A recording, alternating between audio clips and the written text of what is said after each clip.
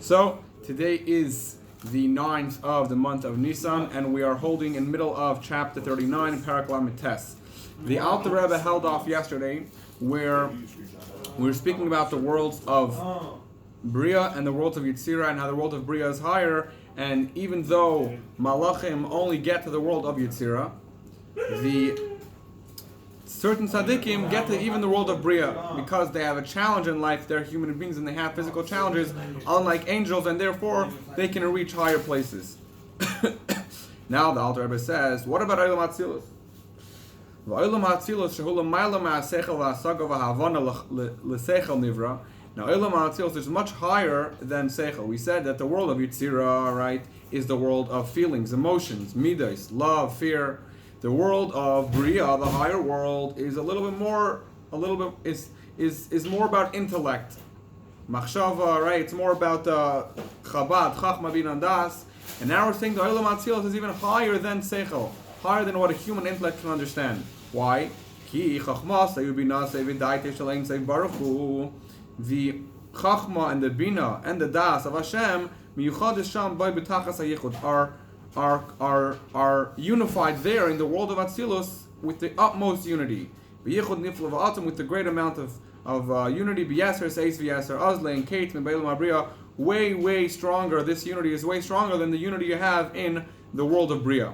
Why? Ki sham yardu lahar b'chinas tzimtzum, because in the world of Bria things are more, we spoke about the other day what tzimtzum means. Tzimtzum means contracted, right? Like when you squeeze a sponge ball, the sponge ball is much bigger, but you're making it much smaller with your hands. So to this tzimtzum, right, Hashem takes the light that's much bigger and He makes it much smaller.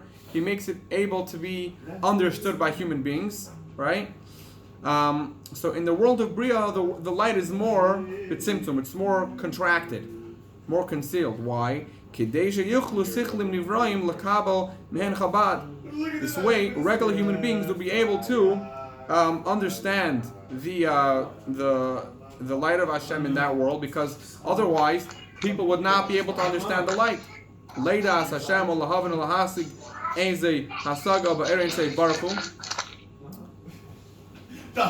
If you're able to be masig, if you're able to be only in this world, right? In the world of Bria, because it's more contracted, the human being will be able to understand a little bit of Hashem. According to their capacity, because we are limited, right? So everyone according to their limit, how much they'll be able to understand.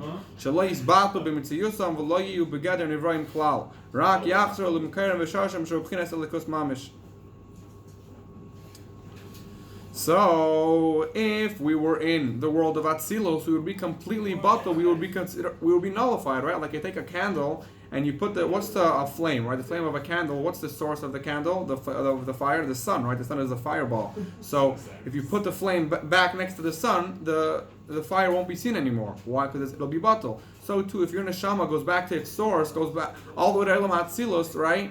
Such a high place, it's not going to even exist there, because it's such a strong light that your neshama won't even be noticeable.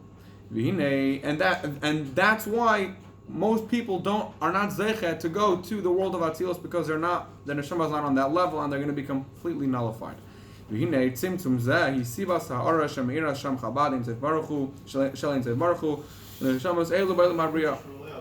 tzimtzum is the reason why there is a light which shines, right, into these neshamas in the world of Bria.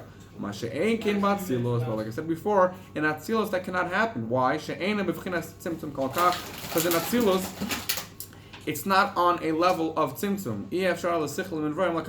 Since in Atzilus things are open, things are revealed, therefore then our neshamas are not on that level of getting such high light, such a high level of light.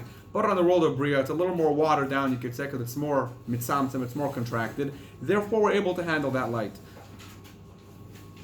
We say that tzaddikim are in Bria, so how tzaddikim are able to go to Atzilus? So now we're gonna explain now.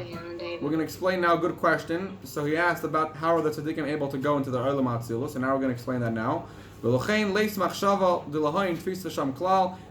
there's no seichel, right?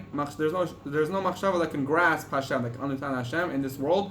Lachein hu mother latzadikim gedolim. This is the reason why Atzilus, right, is for which people? For high tzadikim, people on a very, very high level. She'avidasa mi lamayla mayla afilu mibchinas dechilu rechim hanamshachis me'abin avadas begos yisbarich. So what type of tzadikim could go to Atzilus, right? We said we already explained two levels. There was Yitzira, which is the level of feelings, emotions, love, fear. Then there was a little bit higher Bria, intellect. And now we're saying Atzilus is for those tzaddikim who don't even serve Hashem because of their intellect. Rather, it's even higher than their intellect. It's higher than understanding. And why do these neshamas get to go to Atzilus? Because it matches up. Since they're serving Hashem from higher than their seichel for a higher reason than their mind can think of. And Olam HaTzilus is also a world that's higher than Seichel, right? Therefore, it matches up, and these tzaddikim could fit into that world. Ella avidasam haisa b'vchinas merkava mamish la'einsay baruchu. So, for those of you who do not know what a merkava is, a merkava literally means chariot, and in Chassidus you'll find it many times that merkava is referring to when someone is completely batal to Hashem, nullified. What does that mean? If you have a horse, and the horse is riding the wagon, right? The horse is leading the wagon. Does the wagon on his own have any will to go left as opposed to right? When the horse makes a right turn, does the wagon think, oh, I really wanted to go left? No, the wagon doesn't have any will of its own. Maybe the horses do, and they're only going to the right because they're getting whipped by the wagon driver, right? By the balagala. But the wagon itself, you can't say that it has its own will. It's not even a lively thing. It just automatically the horse turns to the right, and then automatically the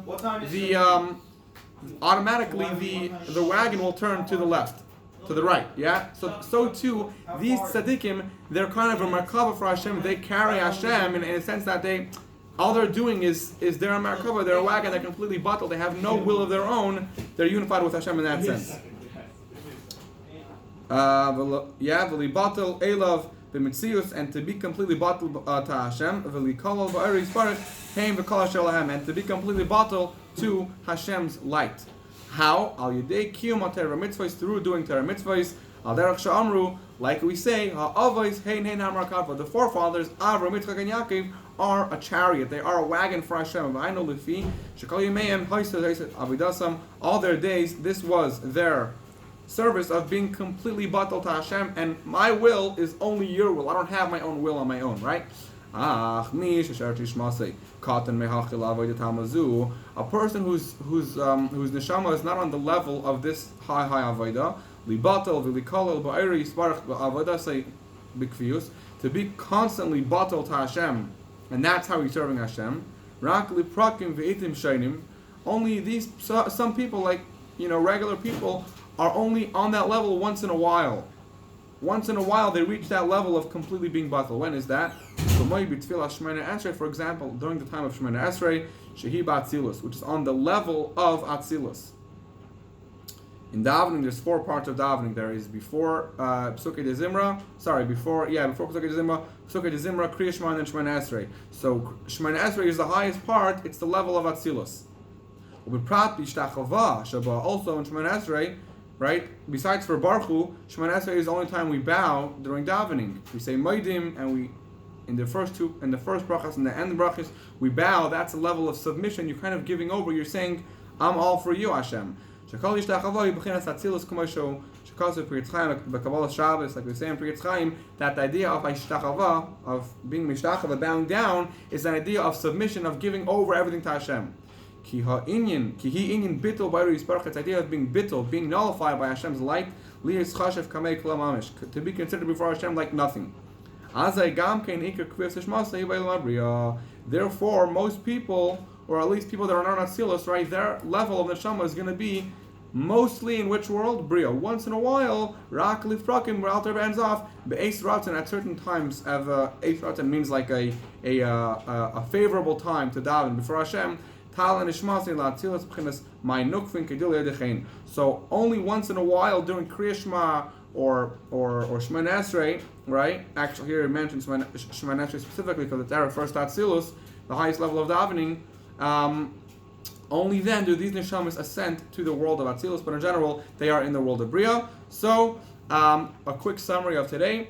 So in the previous we spoke about the world of Yitzira and Bria and what neshamas go there. Now we're saying even at Tzilos there are some very, very high neshamas of tzaddikim, which are referred to as a chariot, a wagon, a merkava in the Alter Rebbe's Lashon, because they are completely batel to Hashem and they have no will of their own. Just like a wagon has no will to turn left when the horses turn right. So too these tzaddikim have no will of their own, and they're just a merkava, they're a wagon, they're batel, they're nullified in the light of Hashem. And this is the level of neshamas that are in the world of Atzilus, which also represents being completely batel.